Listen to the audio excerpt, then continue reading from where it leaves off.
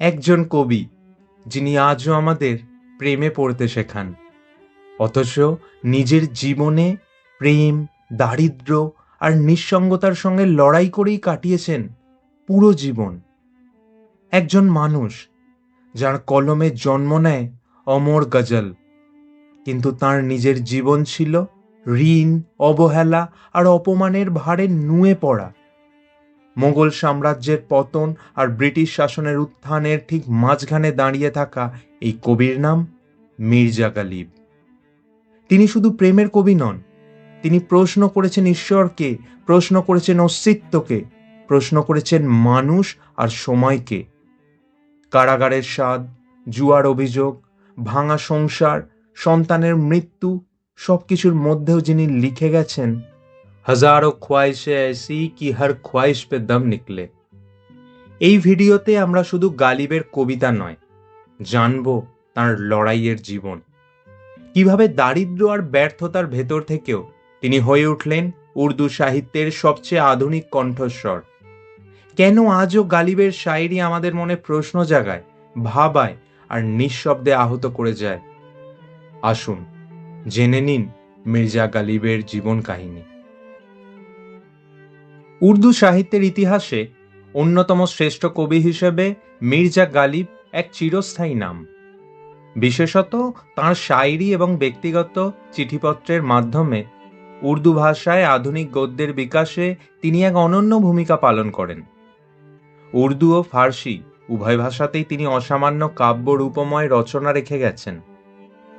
শায়েরির পাশাপাশি অজস্র গজল লিখে গিয়েছেন গালিব, যেগুলি পরবর্তীকালে জগজিৎ সিং, মেহেদি হাসান, গুলাম আলী প্রমুখ সঙ্গীত শিল্পীদের কণ্ঠে সুরের জাদুতে শ্রেষ্ঠ গানের পর্যায়ে উন্নীত হয়েছে। মোগল সাম্রাজ্যের পতন এবং ভারতে কোম্পানির শাসন প্রতিষ্ঠার যুগ সন্ধিক্ষণের কবি তিনি। উর্দু ভাষায় রচিত তার উল্লেখযোগ্য গ্রন্থগুলির মধ্যে রয়েছে দিওয়ানে গালিব, খুতুতে গালিব, কতআতে গালিব এবং ফার্সি ভাষায় মেহেরে নিমরোজ, দুয়ায়ে সাহের, মোয়াসিরে গালিব। এই রচনাগুলি ভারতীয় সাহিত্য ইতিহাসে চিরস্মরণীয়। সম্রাট বাহাদুর শাহ জাফরের দরবারে তিনি কখনো তৈমুর বংশের ইতিহাস রচনার কাজে নিযুক্ত ছিলেন, আবার পরে বাদশাহের ওস্তাদ পদও অলঙ্কৃত করেন। সমগ্র জীবন জুড়ে তাঁর একমাত্র সঙ্গী ছিল দারিদ্র্য, এমনকি জুয়া খেলার অপরাধে তাঁকে কারাবন্দীও হতে হয়েছে। তবু তাঁর শায়েরি, তাঁর গজল সবই সিক্ত হয়েছে ভালোবাসা, প্রেম মিলনের সুতীব্র আকুতিতে। 1797 সালের 27শে ডিসেম্বর আগ্রার কালামহলে এক মোগল পরিবারে মির্জা গালিবের জন্ম হয়। তাঁর আসল নাম মির্জা আসাদুল্লাহ বেগ খান। মির্জা গালিবের পিতামহ সেলজুক তুর্কি সৈনিক কুক্কান বেগ ভাগ্যান্বেষণের জন্য প্রথম ভারতে আসেন এবং লাহোরে সম্রাট শাহ আলমের দরবারে চাকরি করা শুরু করেন। কিছুদিন আগ্রাতেও ছিলেন তিনি এবং পরে সমরখন্দে স্থানান্তরিত হন। মির্জা গালিবের পিতা আবদুল্লাহ বেগ প্রথমে লখনৌয়ের নবাবের অধীনে এবং পরে হায়দ্রাবাদের নিজামের সেনাবাহিনীতে কর্মরত ছিলেন। পরে তিনি আলওয়ারের মহারাজা বখতাওয়ার সিংয়ের সেনানায়ক হন। গালিবের মা ইজ্জত উন্নিসা বেগম একজন কাশ্মীরি মহিলা ছিলেন।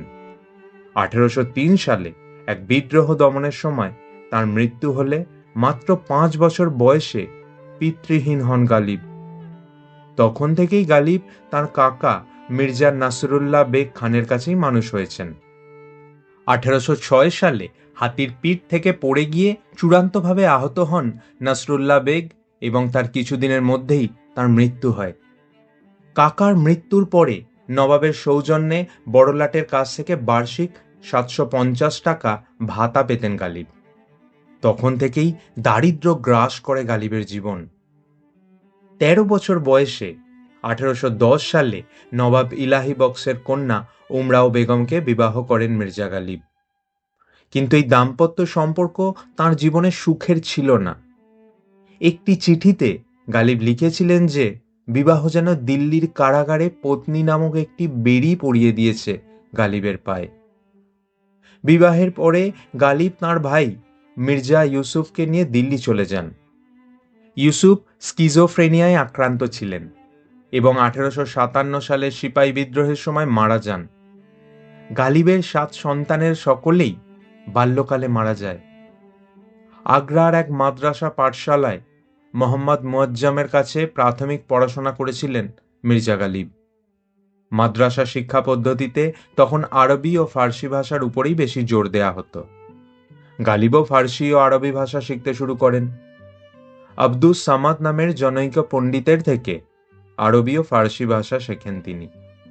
1810 থেকে 1812 সাল পর্যন্ত আব্দুস সামাদ গালিবের পরিবারের সঙ্গেই ছিলেন। 1837 সালে শেষ মোগল সম্রাট বাহাদুর শাহের ফার্সি কবিতার সংকলন তৈরি করে দিয়েছিলেন মির্জা গালিব। আগ্রায় যখন মাদ্রাসায় পড়াশোনা করছিলেন তিনি, সেই সময় থেকেই শায়রি লেখা শুরু হয় তাঁর।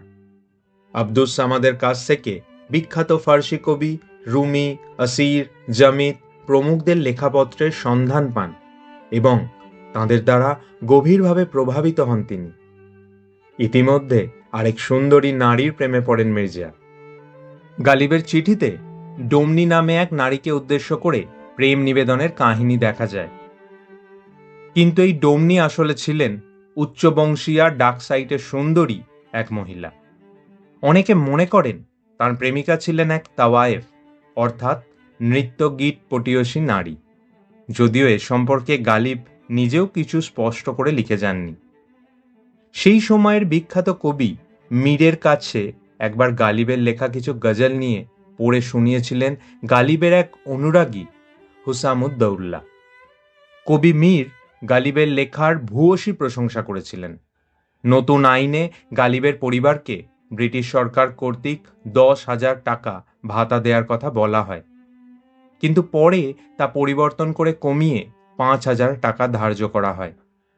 সে কথা গালিব জানতেন না, তাই সরাসরি ব্রিটিশ বড়লাট লর্ড মেটক্যাফের সঙ্গে কথা বলবেন বলে 1826 সালে দিল্লি থেকে পায়ে হেঁটে, ডিঙি নৌকায় চড়ে, কখনো বা ঘোড়ায় চড়ে কলকাতায় এসে ওঠেন মির্জা গালিব।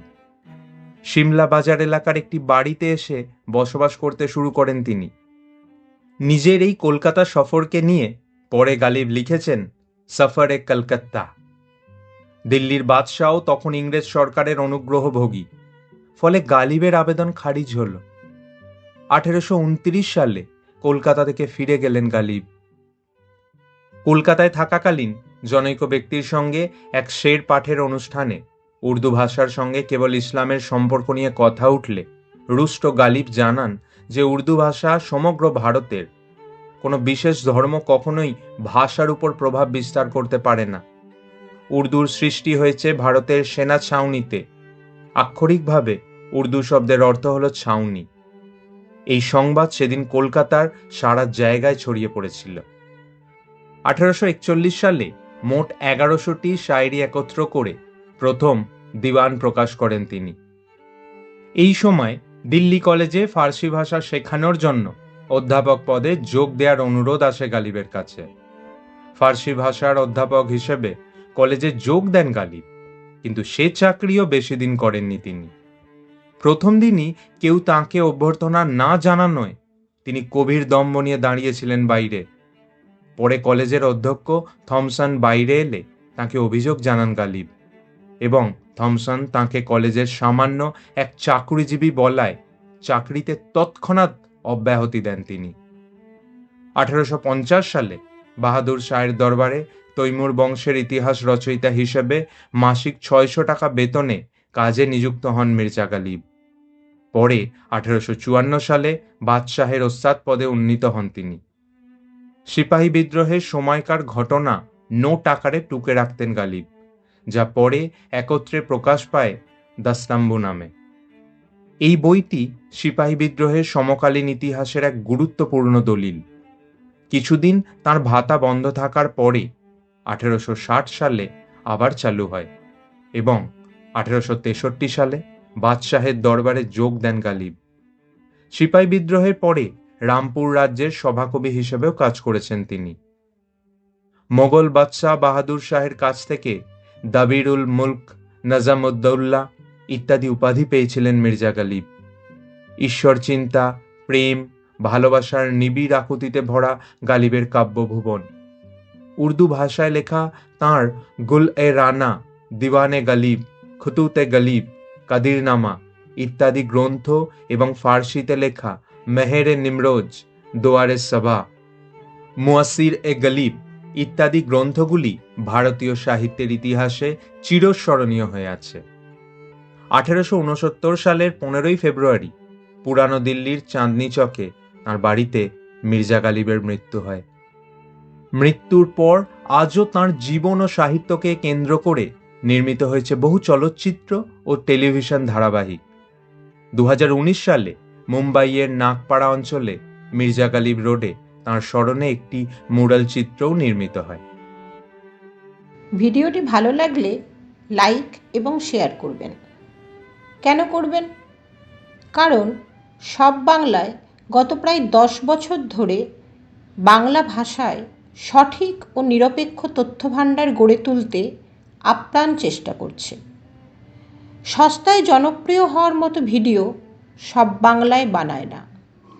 অনেক পড়াশোনা করে বাঙালির জন্য বানায় এই সমস্ত ভিডিও। আগামী প্রজন্মের জন্য বাংলা ভাষাকে বাঁচিয়ে রাখার জন্য এই ধরনের কাজে আপনার একটি লাইক ও শেয়ার মূল্যবান।